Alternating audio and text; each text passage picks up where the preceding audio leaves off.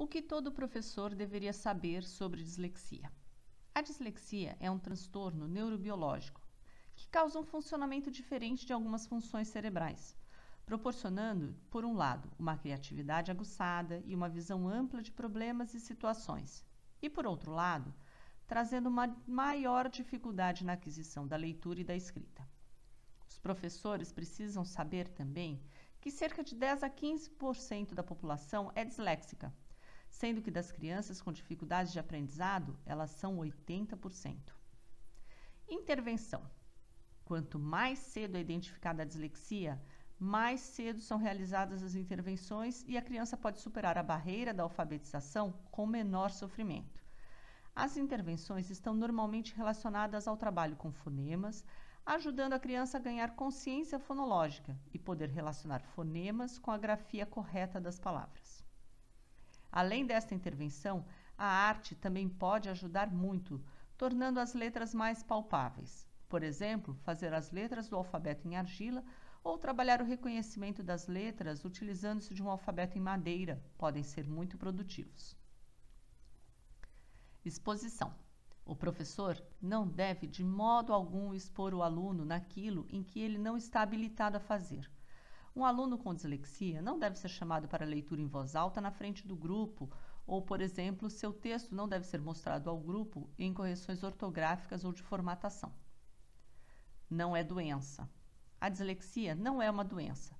Trata-se de uma característica, como, por exemplo, ter um olho azul ou castanho. Olhos azuis são mais sensíveis à luminosidade e sempre o serão. O disléxico poderá superar a dificuldade inicial da alfabetização e se tornar um bom leitor, mas sempre demandará um esforço adicional. Livros. Livros com apoio visual facilitam a compreensão e ajudam a criar o hábito da leitura.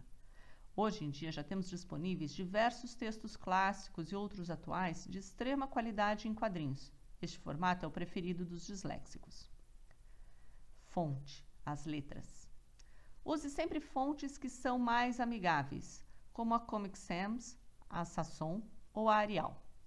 Evite Times New Roman ou qualquer fonte cursiva. Nas provas e testes, sempre que possível, imprima a prova do aluno com dislexia com a fonte Open Dyslexic. É gratuita e facilita demais a leitura. Nos textos, não use a tabulação justificado, onde todas as linhas terminam juntas. Isso torna a leitura uma armadilha. O uso de numerações, bullets e apoio visual, como, por exemplo, marcar em negrito as palavras-chave, facilitam a leitura e a memorização do conteúdo. Vocabulário. Explique as palavras não usuais. É importante que os alunos tenham conhecimento do sentido de cada palavra nova e que isso não seja um item a dificultar a compreensão do conteúdo. Tarefas com leitura. As tarefas que envolvam leitura devem respeitar o ritmo do aluno, não devendo sobrecarregá-lo. Verifique sempre se o aluno tem algum tipo de ajuda em casa, se, por exemplo, o pai, a mãe ou o irmão pode fazer parte da leitura para ele.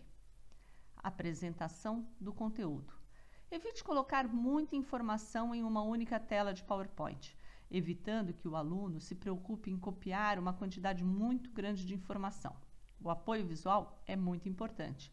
Passe a informação de outras maneiras, por exemplo, utilizando vídeos ou gráficos. Não é só em aula de português.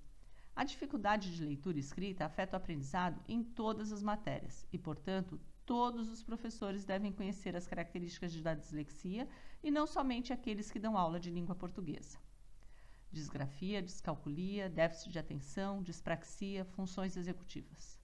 É bastante comum que a criança com dislexia tenha outras características associadas, principalmente disgrafia, relacionada à dificuldade motora em escrita e à cópia com erros ortográficos. Descalculia, dificuldade na memorização matemática e realização de cálculos.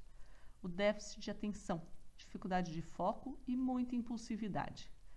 Dispraxia, dificuldade na coordenação motora ampla. Funções executivas.